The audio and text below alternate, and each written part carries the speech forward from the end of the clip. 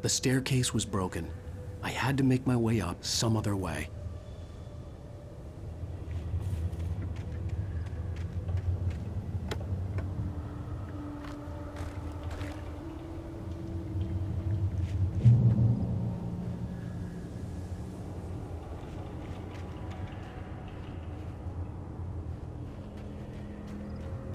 I couldn't stay here. There had to be a way to get up there.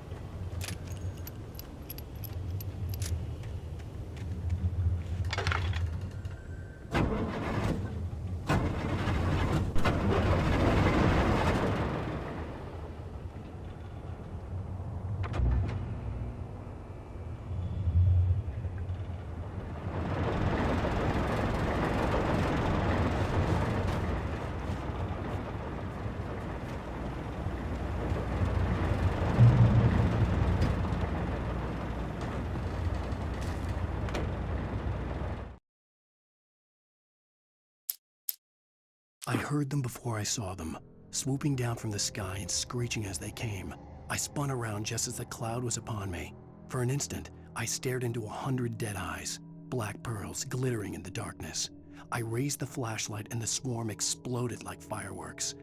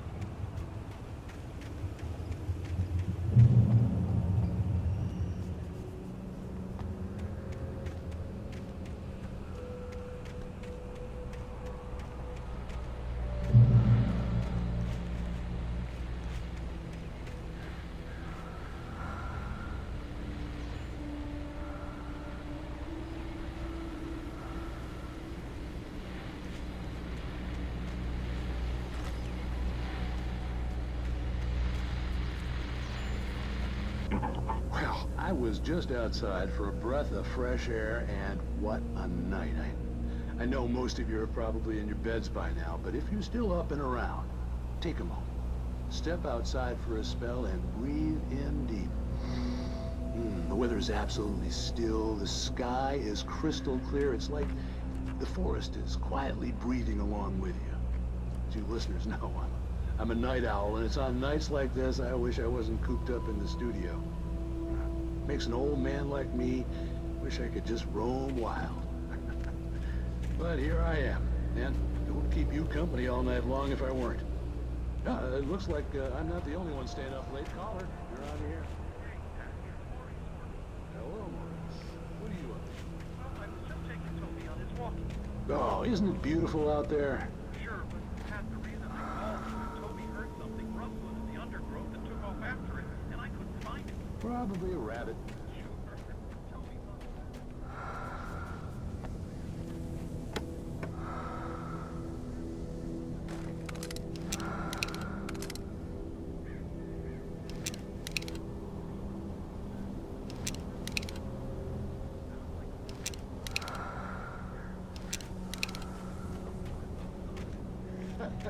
Well, Maurice, it's out there now. Hope Toby comes home soon. Yeah, thank you. You have a good night now.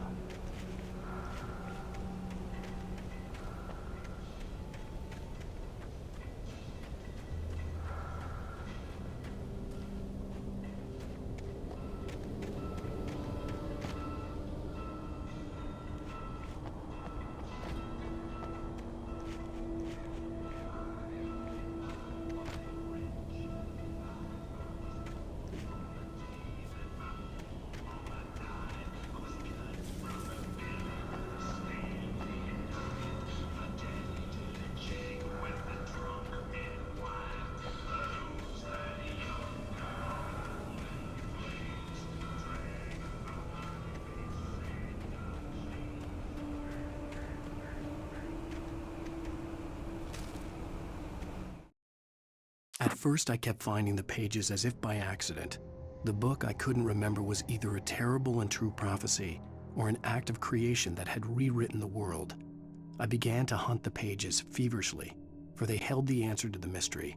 With it, I could save myself. With it, I could save Alice.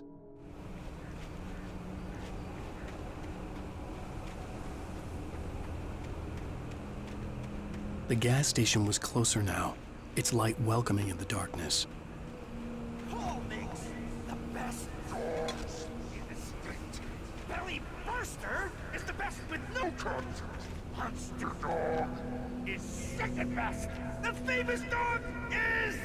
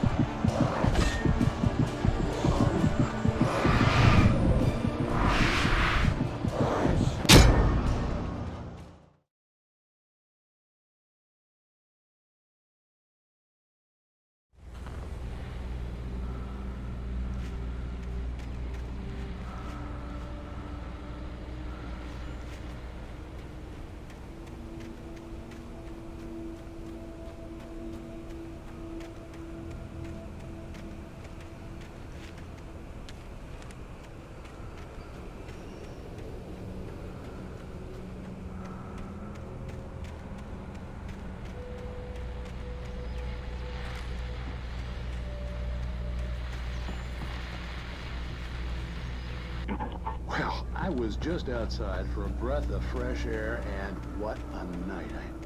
I know most of you are probably in your beds by now, but if you're still up and around, take a step outside for the smell. It's absolutely still. The sky is crystal clear. It's like the forest is quietly breathing along with you. Listeners, now, I'm a night owl.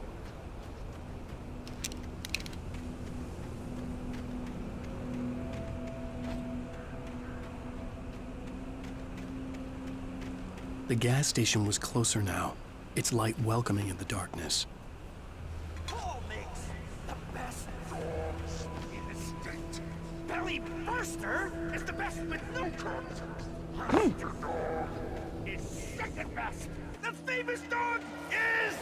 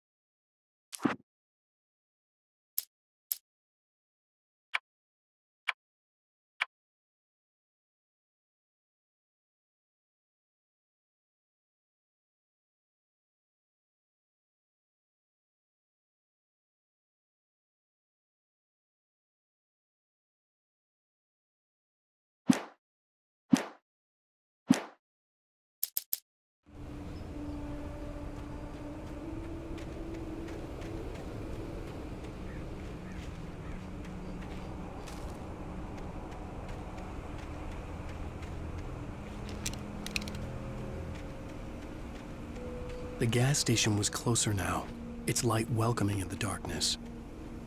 Paul makes the best dogs in the state. Belly Burster is the best with no contest. Monster Dog is second best. The famous dog is...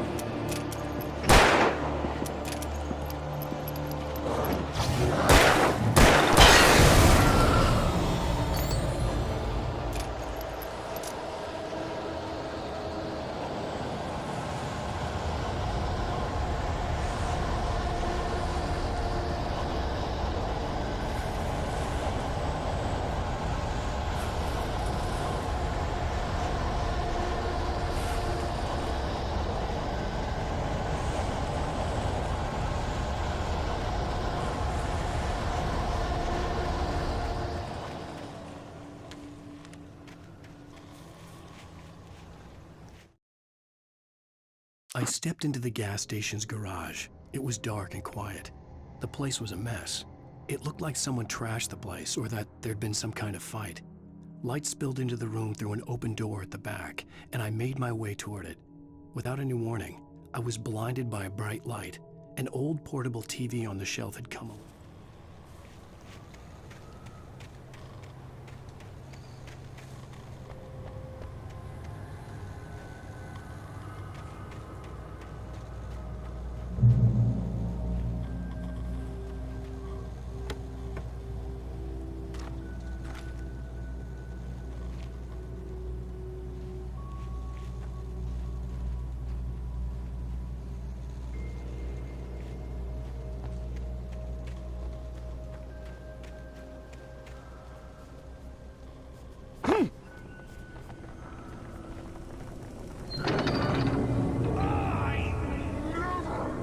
Salad, no. A man like me needs a Epstein. That's for the day.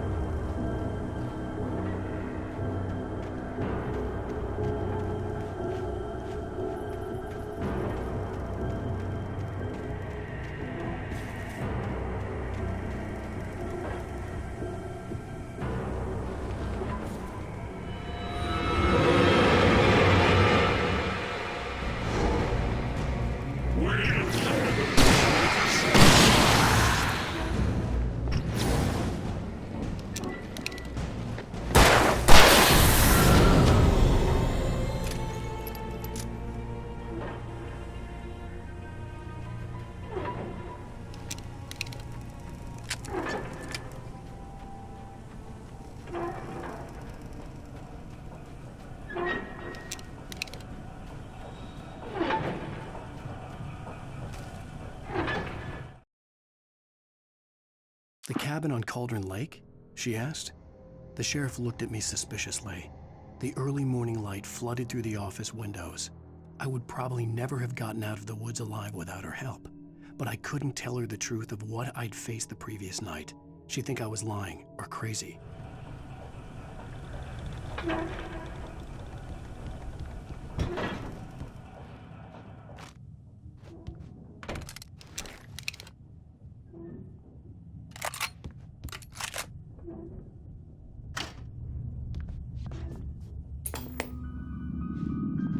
Science. It bestows immortality on those who advance it to elevate all of mankind. Newton, Einstein, Sagan, princes among men. But the price for such a legacy is steep indeed. In Night Springs. Tonight's episode, a quantum suicide. If our lives are already written, it would take a courageous man to change the script. Having called a press conference, Dr. Barclay Colvin is about to demonstrate that very courage. Ladies and gentlemen of the press, I am Dr. Barclay Colvin, and I'm glad so many of you could join me here at the Moorcock Institute.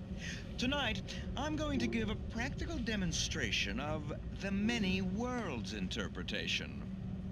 As you can see, this is a loaded 9mm pistol.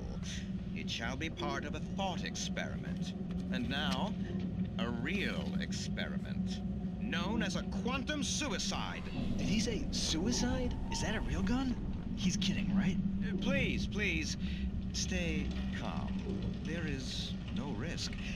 Observe what occurs when I place the weapon against my own forehead. Now, you might think this round is merely a dud. Not so. Observe the flower pot. And yet, I myself cannot be harmed with this gun. With each pull of the trigger, 2 new realities branch off. One in which the weapon didn't fire, and one where it did. With my machine here, I have ensured that this reality is always the former. I have bestowed upon myself quantum immortality. Under no circumstances can this gun kill me. So wait. What you're saying is that every time you pull the trigger, in another reality, you die? Yes, of course, but that's completely trivial. There's an infinite number of things that could happen at any moment, and they always do happen somewhere. The point is, this one thing did not happen here. You're insane, Colvin. Insane? Insane? Hey, was this thing supposed to be plugged in? I stumbled on it. You fools!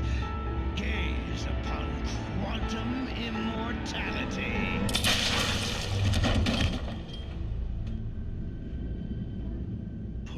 Poor Dr. Colvin, felled by his own hubris or the ignorance of the masses.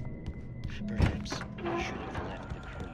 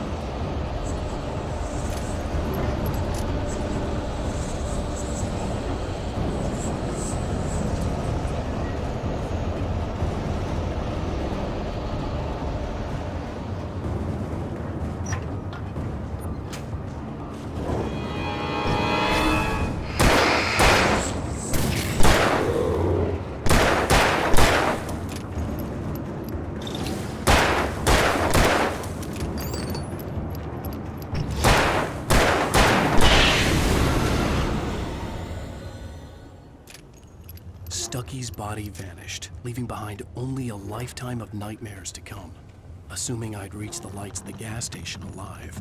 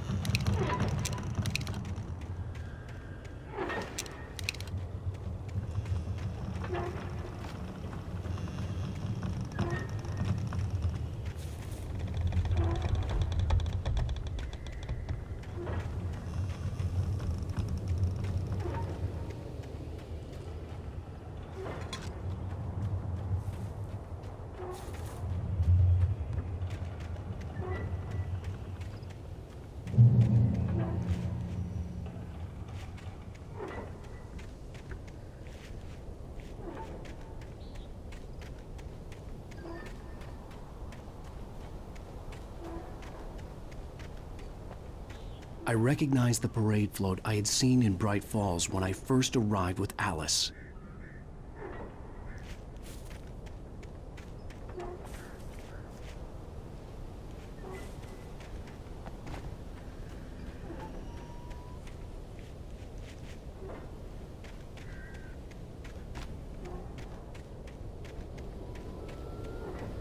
After the insanity I had just experienced in the darkness, the lights of the gas station felt comforting. At least for a moment, the sane world reasserted itself.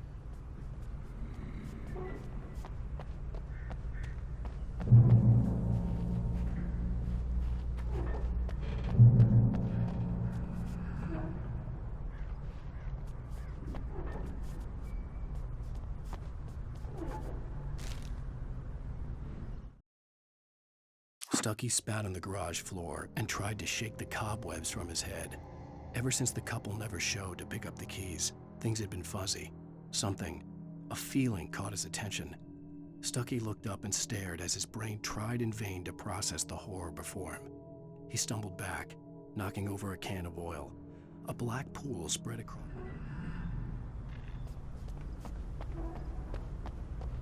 The garage was a mess. It looked like someone had trashed the place, or that there'd been some kind of fight.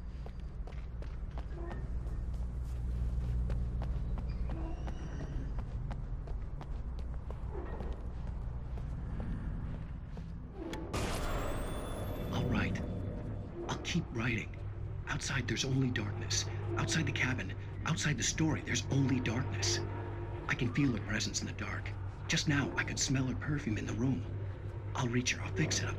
I'll bring her back. The story will come true. If I stop, she's lost. I don't believe this. It'd been me on the TV, talking crazy. Was I losing my mind?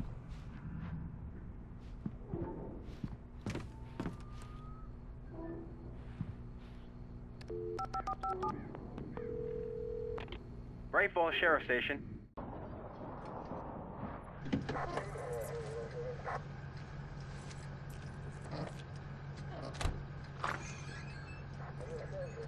Oh, thank God, Sheriff. Sheriff Sarah Breaker, you are... I'm Alan Wake, but listen, I was in a car crash. My wife, Alice, she's missing. Calm down, Mr. Wake. We were staying in a cabin on the island, on Cauldron Lake. There's no island on Cauldron Lake, not since the big eruption in the 70s. Please, I can take you there, okay? You look like you've taken a pretty bad knock to the head. Are you okay? Listen. We'll figure this out. Please get in the car. We'll swing by the lake and then we'll go to the station, okay? Mr. Wake, have you seen Stucky, the guy who owns this place? I realized I couldn't tell her what had happened in the forest. She wouldn't have believed me, and then she wouldn't have helped me with Alice.